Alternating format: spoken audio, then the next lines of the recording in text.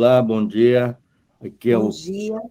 aqui é o professor Celso Aoki, do Departamento de Pedagogia de Cornélio Procópio, e hoje estamos realizando nesse momento a entrevista com a professora Lorena, professora da UEL, na segunda fase do projeto de extensão Memórias da Pandemia, Ações e Reflexões na Escola Básica do Norte Pioneiro do Paraná, coordenado pelo professor Luiz Antônio de Oliveira, pertencente também ao Departamento de Pedagogia de Cornélio Procópio.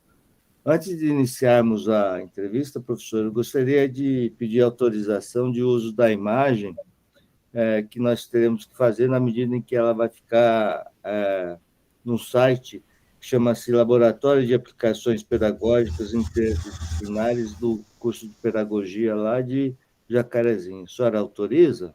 Ok, autorizo sim, professor. Tá bom, obrigado. A primeira questão para a senhora é assim: como você avalia que as relações entre estudantes, técnicos administrativos e professores foram conduzidas ao período de isolamento? O processo de ensino remoto, né, oriundo aí dessa conjuntura pandêmica, ele trouxe muitos desafios, e um dos desafios foi mesmo repensar as próprias relações, porque estávamos aí construindo o nosso processo de aprendizagem, de ensino, com a relação presencial, né? Com as orientações diretas, né? Com as próprias conversas nos corredores, com as reuniões presenciais. E tudo isso foi afetado com a pandemia, consequentemente com o ensino remoto. E eu penso que uma perda imensa, né, que nós tivemos nesse período e agora estamos tentando recuperar, foi exatamente esse contato, essa aproximação, essa relação mais viva, mais orgânica entre os docentes, entre os estudantes com os docentes, entre os estudantes, porque tudo ficou virtual, né? E também utilizando diferentes mídias, principalmente aí o WhatsApp, aquele contato, aquela conversa, aquela dúvida, aquela orientação que nós fazíamos lá diretamente aos estudantes, presencialmente, ela se tornou assim uma forma muito desconfigurada, porque a nossa conversa, o nosso contato ficou virtual pelo WhatsApp. E penso que até de uma forma muito insana, tanto para os estudantes quanto para os docentes e técnicos, porque sem horários, sem intervalos, né, nós teríamos que estar ali sempre disponíveis para responder. E claro que esta conjuntura afetou também a relação entre os estudantes, técnicos e professores, para além daquelas orientações que tínhamos, da nossa forma de fazer esse processo, de construir esse processo, pela comunicação que teve que ser alterada, também no próprio processo educativo, né? Porque você tirar as dúvidas, você transpor o conhecimento, você debater, nós ficamos numa outra modalidade, que, ao meu ver, foi muito prejudicial para rigoroso, para uma rigorosa formação. Então, nós fizemos assim algumas mudanças de comunicação, de caminhos, de estratégias, mas a relação professor ficou muito prejudicada, ela ficou longínqua, né? E ela ficou sem esse contato mesmo, né? Orgânico, vivo. Isso também gerou até um processo de estresse, de adoecimento, e muitos estudantes acabaram desistindo. Eu estive na coordenação do curso nesse período, entreguei o cargo agora, vice-coordenação, em março, e nós percebemos isso. Como o aluno não tinha esse contato muito próximo, muito direto, ou ele se perdia nas ferramentas, ou ele acabou desistindo de buscar comunicação, e muitos estudantes desistiram do curso. Então, a nossa evasão foi imensa, né? E isso é um prejuízo, porque é uma vaga pública, né? Numa universidade em que muitos estudantes, por dificuldades, por não terem condições de continuar nesta nova modalidade, acabaram, enfim, abrindo mão. Isso foi uma Entendi. perda imensa. Verdade. Quais foram as adaptações necessárias para passar do ensino presencial para o ensino remoto? Bom, aqui na UEL, esta mudança, que foi uma mudança brusca para todas as instituições, né? Nós tivemos que, da noite para o dia, alterar esta forma pedagógica, né? E administrativa também.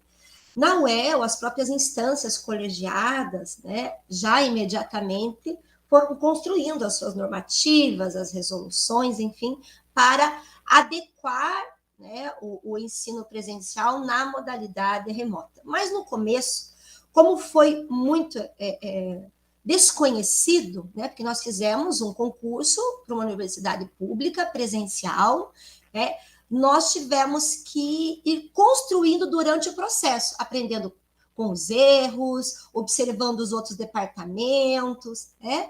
Então, as adaptações, as mais assim cruciais, né, que nós tivemos que fazer, primeiro é migrar do presencial utilizando essas tecnologias da informação. E eu já adianto que isso aí foi extremamente dificultoso, porque para além do professor ter que aprender a manusear, a usar as tecnologias, lembrando sempre com o seu computador, os seus recursos, a sua internet, né, sem ter essa contrapartida institucional e do próprio Estado, nós tivemos que buscar adaptar, e eu diria que essa adaptação foi com muito prejuízo, dar aula aqui, né, dessa forma virtual, utilizando essas ferramentas que nós não estávamos tão acostumados assim.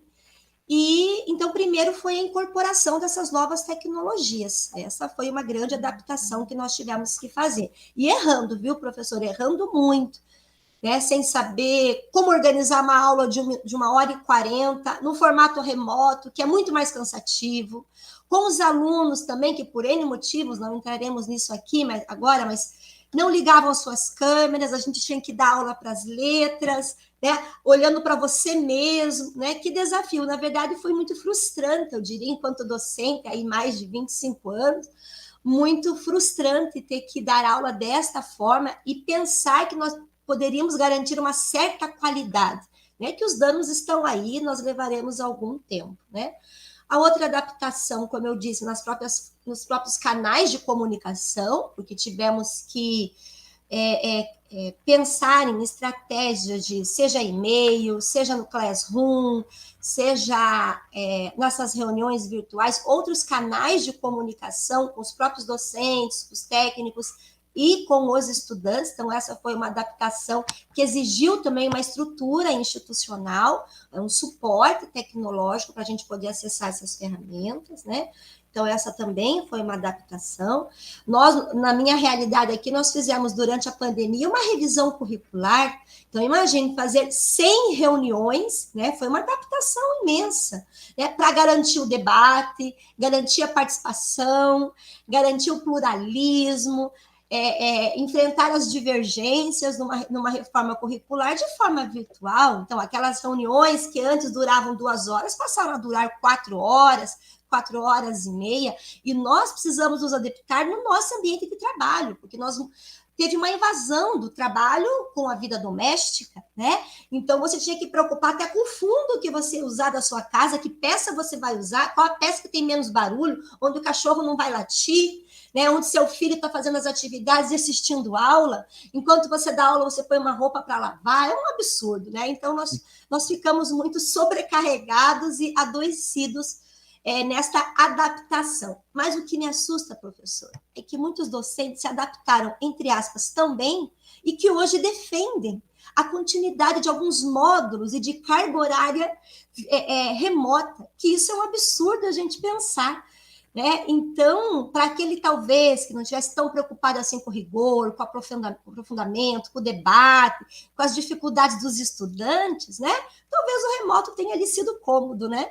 Mas para quem realmente deseja um outro patamar de educação, quem defende o presencial, essas adaptações foram difíceis demais, adoecedoras e estressantes. Que ações você desenvolveu para criar a assiduidade dos alunos conseguirem aderir ao ensino à distância? Olha, professor, nós buscamos várias ações, porque nós, no começo, né, como era tudo muito novo, os estudantes também tinham dificuldade de ter o seu computador, o seu celular, muitos pela questão do desemprego, acabaram trabalhando de forma informal, né? Mas no mesmo horário da aula, para tentar conjugar o trabalho, a sua estratégia de sobrevivência com a sua formação. Né? Então, muitas dificuldades se fizeram presentes. E aí as ações, né? Se nós estávamos aprendendo com esse formato, que não é a mesma coisa nunca vai chegar próximo ao presencial, nós buscamos no começo a aula expositiva, buscamos até as ferramentas aí do próprio Meet para dividir atividades em grupos, né? Dando pesquisas, questões para eles investigarem e para a gente debater. Né? Então, nós fomos assim, testando várias ações, mas a primeira é sempre se colocar à disposição do estudante. Olha, eu estou aqui. Por favor, qualquer dúvida, se você não quiser falar aqui na sala virtual, me mande uma mensagem, entre em contato comigo. E aconteceu muito isso, professor, dos estudantes não se sentirem bem no virtual, mas no particular, terminava a aula às 10h30 da noite, né, e os estudantes passando mensagens. Então, nós buscamos abrir ou nos aproximar mais dos estudantes com as tecnologias aí, e nos colocando mais à disposição para ouvi-los, para saber de quais eram as dificuldades. Eu cansei de buscar individualmente, percebendo a ausência dos estudantes, entrando em contato, ligando, mandando um WhatsApp para ele voltar, né? E penso também que nós acabamos sendo mais flexíveis nesse tempo, em termos cronologicamente falando, mas pedagogicamente, né?